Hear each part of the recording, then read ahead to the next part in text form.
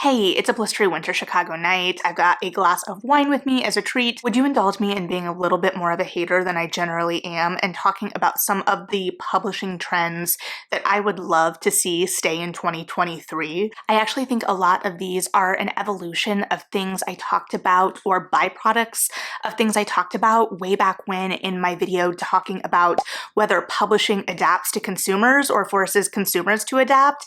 And I think we're seeing a little bit of them adapting to consumers, but the wrong kind of adapting. And that's where we're seeing a lot of these conversations pop up regarding publishing and fast fashion and TikTok's influence on publishing. Friends, I took a sip of water and did not realize that I smudged a little bit of lipstick on my upper lip outside of the bounds of my mouth. That will be evident for the rest of this video, but I still really like the conversation that I have, so can we just pretend we're all friends and just pretend it's not there, and I will just be suitably embarrassed on my own time. And so a lot of the things I'm considering trends in this context are trends I'm seeing in publishing decisions, not things from authors, to be clear, although there is always going to be some overlap to some degree. And the first thing I'm going to talk about, I have held off talking about for a long time, or at least going in depth about to any degree, because it is 100% a personal preference. To be fair, all of these things are personal preferences to some degree,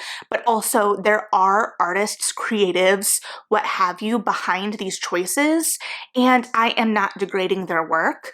But I am so over the cutesy romance covers, and this is going to kind of lead down the line to a lot of other things where I think we can start kind of following the breadcrumbs to a lot of publishing decisions regarding romance in particular that are annoying me right now. And I think this is primarily because of the popularity of romance, especially on places like TikTok, absolutely, but also just how we've talked about again and again that romance is just such a fast-moving genre in comparison to other genres that it can move and kind of cycle through things a little bit quicker, and we see the effects of some of these choices much quicker than we might other places. That being said, how quickly we will definitely come back to. But these covers annoy me. And again, I am not calling out the artists behind these covers by any means. As a reader, I personally track my awareness of these covers to when Red, White, and Royal Blue first came out, because not to be a hipster about it, I had that book pre-ordered before it came out. It was actually my first pre-order that I did just on basis of the blurb alone, obviously because I knew nothing about the author at the time. And I remember pre-ordering that in spite of the cover and not because of, and yet I think the popularity of that book in particular has helped spark a lot of the covers in romance we see today, where it is this cartoon cover. And I kind of go back and forth with this because it's the illustrated cover trend is how it's often talked about online. But to be fair, romance covers have always been illustrated in some form, some art style. I do not like the current art style because it feels very cartoony, it feels very flat, and it's obviously trying to appeal, and we've talked about this before, or I've talked about this before, so maybe I have gotten into this diatribe before, and forgive me if I have, but it's trying to appeal to a broader audience, and it's more palatable. But because of that, it feels to me as a reader that we are kind of infantilizing these stories, not in a weird way, but in a way that makes it feel not as deep. And these are just like the broad judge a book by its cover kind of sentiments I have about the whole thing, because now we have a whole range of titles in this art style where once it could be an indicator of what kind of book you were getting yourself into. It was generally something that was being marketed more as a rom-com, and now that's not necessarily the case in a way that makes it harder for readers to kind of know what they're getting into. And then you have like varying levels of satisfaction with the book because you go in based on the cover probably expecting one thing, one tone, and you're not necessarily going to get that from the product. I find, especially if you're interested in the conversations around romance cover shorthand historically, the romance podcast Fated Mates does an excellent job at kind of digging into that and breaking down that visual shorthand that I personally, as a reader, kind of came up with in especially the early 2000s 2000s. And so it kind of became ingrained in me without me really consciously thinking about it, but being able to kind of go and gravitate toward what I was interested in based on the covers. And now we are seeing this kind of homogenous thing when it comes to cover style that isn't really always indicative of what you're getting in the book. And then also it feels like a lot of these romances were kind of buffering off the sharp edges in some cases. And I will say, I do think we're starting to see some branching out in terms of cover style in this way, but we also see rebrands and are continuing to see rebrands to today of older titles under this new art style in a way that I understand wanting to reach new audiences and having this way to reach potential new audiences with an older title and kind of revitalizing the backlist. And I love the idea of still being able to showcase backlist authors, but this then kind of goes into another gripe I have with the cost of romances. And this is another thing that especially Jen Prokop from the Fated Mates podcast talks about on Twitter, is kind of catching this repackaging, especially because when these books are being repackaged, the price is skyrocketing astronomically. And the price of romances is something I feel like I've been shouting into the clouds about for years at this point. Do you remember, like back in 2020 when they tried to launch the Mass Max format? And I kind of was hesitant at first, new things are hard, but I actually ended up really enjoying that format. And it was maybe $10, $11 for a Mass Max. It was like $1 or $2 more than a mass market. They ended up scrapping that, and they went back to the mass market, kept the Mass Max price though, because it was just a little bigger. It was easier. I did a whole video talking about the Mass Max, may she rest in peace. But we have been seeing these authors that traditionally would be in mass market. Cat Sebastian, for instance, an author I love, a historical romance author I love, originally was published in mass market once she was finally in print through an Avon imprint, and then was moved with the Kit web series, which I still need to read for book club this month, into trade paperback. And you might be like, Melody, trade paperbacks are more popular right now. They're easier for bookstores to carry because they can return them versus doing strips. They don't get the ink all over your finger. They're a legitimate competition in a world where ebooks are really kind of filling the market for the mass market kind of demand. And sure, okay, but I would counter that a week or two ago, I was shopping for an upcoming romance paperback release of an author I like quite a lot, but will not name because this is not her fault. And I was looking to do a pre-order through an indie bookstore because there was an extra little incentive. And I was also looking at getting a copy for my friend whose birthday is coming up. And Kate, if you're watching this, I'm sorry, I did not get it because I got sticker shock. Because I was looking at this book and it was listed at $19 for a paperback, a traditionally published trade paperback.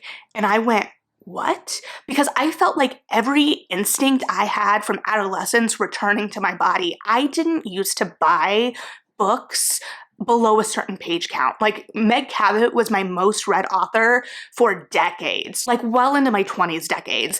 I do not know if she is not still my most read author today because Goodreads got rid of that feature to what I've been able to tell from the website. So maybe she's still my most read. But even at the height of my Meg Cabot reading in middle school, high school, I never bought a Meg Cabot book with my book buying money, with my precious book buying budget, because I knew how fast I would get through that book. And romances are kind of similar. And now we have trade paperbacks, a trade paperback that I was prepped and primed to buy, not just one copy of, but two, because yes, I was going to gift it altruistically, but also I still wanted one for myself. And I couldn't pull the trigger. And I also recognize that this stinks for indie booksellers. I also wanted to support this indie bookstore. And so I really debated about it, and I ultimately didn't buy it. Like granted, I could still buy it, but I wouldn't get that sweet, sweet pre-order incentive. And additionally with this, when the price of the paperback is higher, they can then justify the kind of creep of the ebook price because publishers have been terrified of ebooks since ebooks launched. And while it has, it seems, somewhat successfully killed the mass market, because as much as I love the mass market, especially in historical romance, it does seem like that is a dying form in some ways, and I'm paying attention to it very specifically, especially from our authors that are very traditionally mass market romance authors, especially those that are in midst of a series right now. Yes, I am talking about Sarah MacLean. But going back to Cat Sebastian and Kit Webb, and remember, I love Cat Sebastian, but we are reading that book for book club this month, for Romance Book Club. And I was like, great, I already have a copy because I have not read the trade paperback that I bought years ago, so I'm ready. But Emily texted me the other day and she said, is this normal for a romance ebook price? And she showed me Kit Webb and it's like $15 for the ebook price. It's like $14.99, but we know the psychology behind that. It's $15. And I went, yes and no. Like, yes, technically that is what they want, but no, it shouldn't be normal, especially because it's a backlist title at this point. So they're wanting like a trade paperback price for a backlist romance title. Now, if you've been in the romance game for any amount of time, you know generally with ebooks, you can wait for them to go on sale for $1 or $2 if you can wait. And I don't always wait. Sometimes I do have it pre-ordered or I get it the day it comes out because I want to support that author with that sale. But generally those sales have been $7 or $8 mass markets. And now we're seeing this creep into these trade prices. And it's unquestionably impacting how I personally buy books. Now, can I get it from the library? Absolutely. Am I going back to getting a lot of these from the library? Absolutely. Is that a burden on me as a person? No. I recognize this is a first world problem. However, the kind of creep and greed in the price of these romances is, in the long run, at least from me, meaning that I'm actually giving them less sales because that would have been an easy pre-order for like $7 that I'm not going to do for $17. $19. And I think that these prices directly result in a lot of the conversations we've been having around consumer culture within bookish spaces, especially as people cannot justify them amidst rising costs in their everyday lives. And as a reminder as well, library budgets also only can stretch so far. So my kind of mental tracking of this so far is the rise of this kind of art style, these cartoon covers, the kind of rom-com push, which started out with this kind of blurring of the lines between romance and like rom-coms and this kind of resurgence of women's fiction, which we're not going to fully get into, but then is then justifying the price increase for a lot of these romance titles. And not only new romance titles, but repackaged old romance titles, which I think is an illustration of greed, which I think is also seen in the kind of rise of self-published titles being picked up by traditional publishers and repackaged, often with these cartoon covers and a price hike. Now,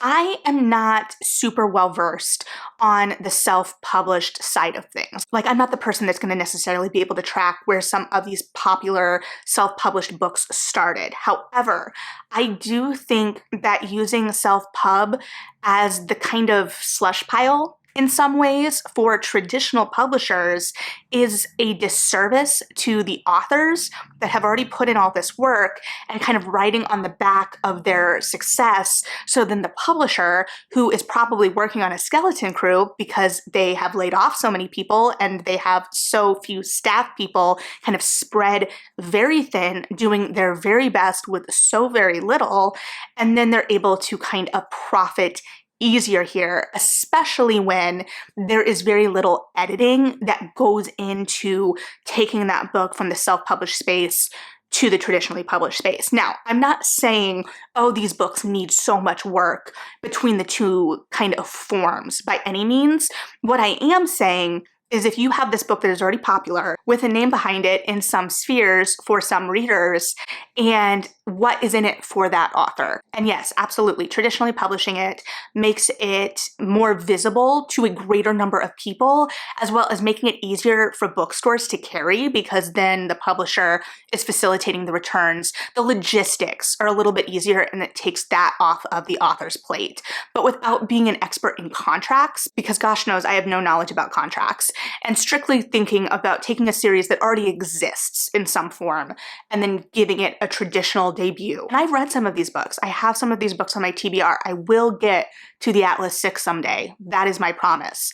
Maybe this year, because I think the series is completing in its traditionally published form this year, right? Let me know.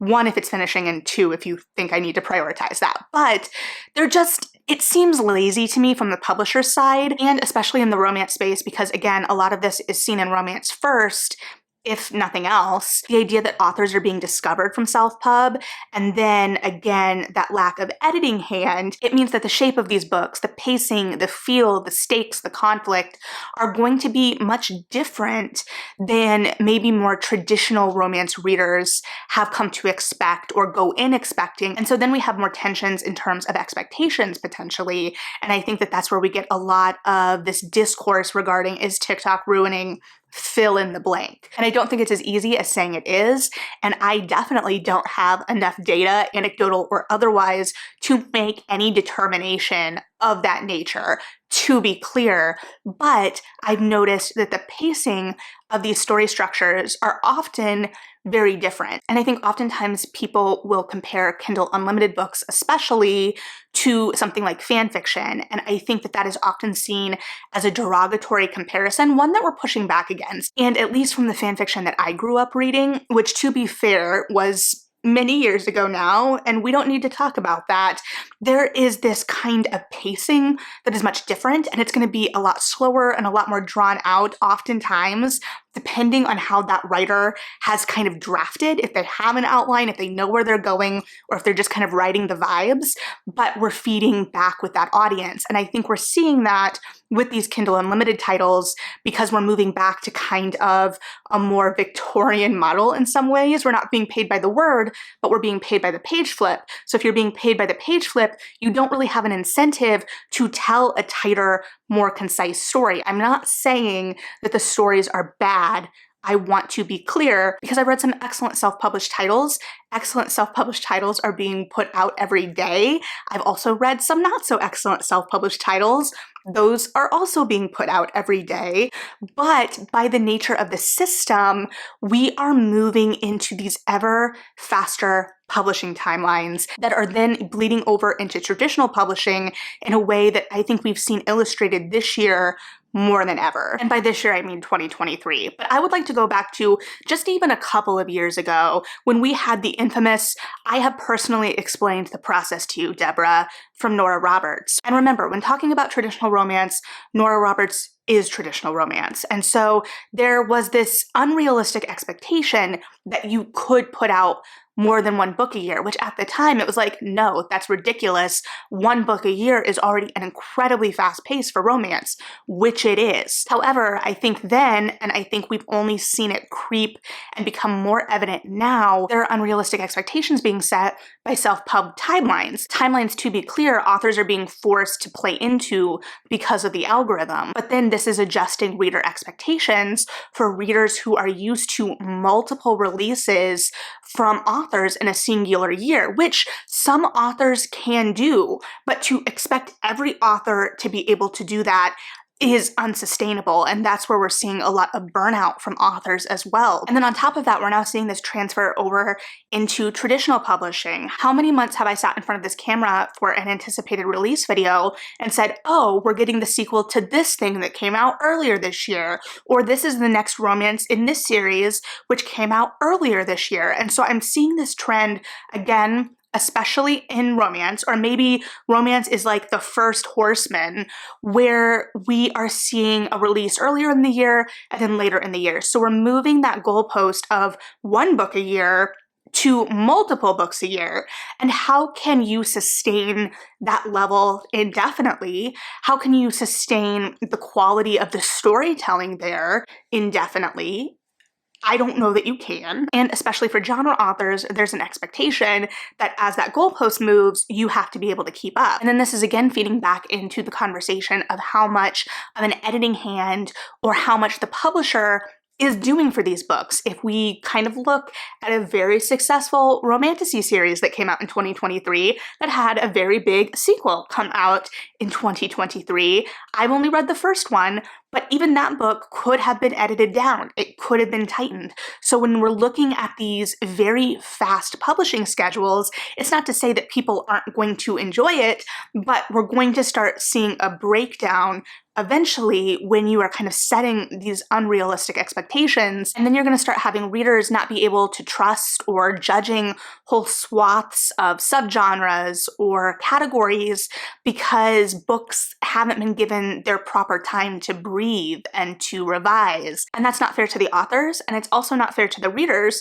who are being asked to pay ever more astronomical prices. And yes, I recognize there are supply costs at play in certain things, but again, we are entering a world where hardcovers can go between $30 and $32 for a hardcover. More accurately, probably $28 to $32 is the range I have been seeing as a consumer over the last year. That is ridiculous, and that's why you're seeing people pulling back from book buying. It's why you're seeing people frustrated. And I think to piggyback on this idea of this accelerated publishing schedule that is unnecessarily, artificially accelerated, we also have the idea that has been around for a lot longer, but has been kind of exacerbated, I would say, by all of this, of sequels that don't need to be sequels, or books that don't need to be series. I would say in the 2000s, mid-2000s, 2010s, with the popularity of especially things like Twilight and The Hunger Games, things were being encouraged to be series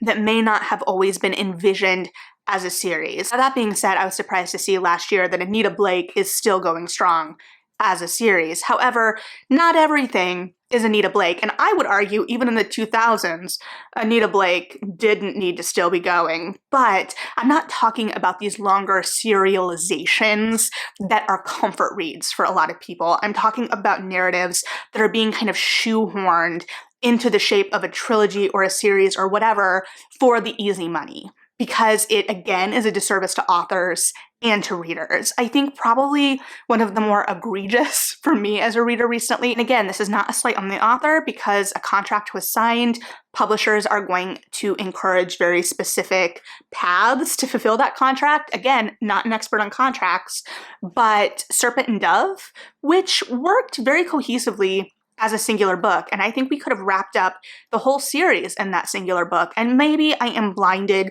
by how much I disliked the third book, and I couldn't really tell you much about the third book today. I even read it within the time frame I've been on this channel and could not tell you much about it other than I really disliked it, and it felt very unnecessary. It was an existential crisis of a book for me because I'm like, why are we still here? What is happening? Why am I still reading these words? And yes, that is harsher than I usually get. And no, I haven't even finished this glass of wine. I've actually only had a couple sips because it's a very sweet wine, and then that sugar coats my throat when I'm trying to talk to you, and I already have enough issues trying to talk to you. So you let me know whether you think that this is too unhinged at this point, and I recognize unhinged is hyperbole, but you know. So the unnecessary sequel. This is probably the most like test of time complaint on this list potentially, because it feels like we've probably been yelling about this for close to 2 decades now.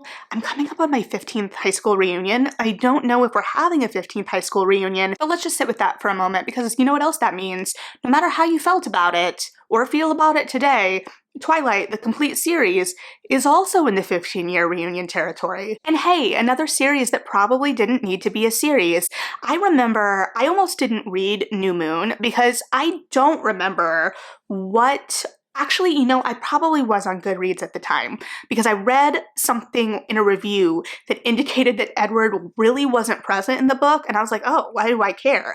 But online book influencers were not a thing when I was in high school, so I wouldn't have been influenced by anyone in particular. It was very much a word of mouth in the high school hallway kind of atmosphere. By that definition, though, I did make Blues for Nightmares go viral, so there you go. But I just feel like I personally have been gravitating to more standalone, and maybe that's also because I have been kind of leaning in to the speculative and the weird in my own reading recently. And romance, I don't really consider a romance series in the same realm all the time as like a fantasy series or even a romantasy series where you do kind of have to follow along because, well, we could get into a whole debate about like the arc of the romance in romantasy versus more traditional romance. but I don't want to, so we're not going to. And I do feel like we're starting to see the series fatigue play out in things being published, especially as duologies, or when we do see a series, it's not like your trilogy necessarily. It is something that is a little bit or shaped a little bit differently. But that is not to say that we are not still getting unnecessary sequels and series. And if you want to name drop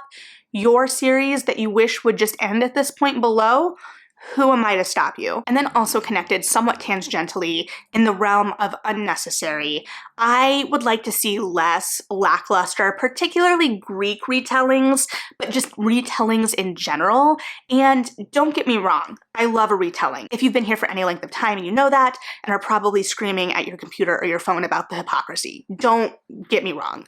However, I have read some retellings, particularly within the Greek retelling realm, admittedly, that have not taken enough ownership of the story or had anything particularly new and interesting to say enough for me as a reader to invest me in the storytelling, and it feels like it's just hopping on a trend. And again, I don't want to call out authors specifically because that is their baby, despite the fact that I probably have called out some authors specifically in this video. It's not meant with any malice, to be clear, and I think the system is the problem, not these particular authors, for the most part. However, I also think that a lot of these retellings kind of fall in this realm where you are enamored of a story or an idea and you get so caught up in that, you don't feel allowed or you don't give yourself permission to change things. Or maybe there is a level of people kind of calling out inaccuracies online and being afraid of angering people to make a change. And oddly enough, I think back to working on the stage production of Alias Grace by Margaret Atwood with one of my college mentors who was adapting it for the stage. I think very successfully. I really, really enjoy her interpretation of that work, but she did have to make it her interpretation.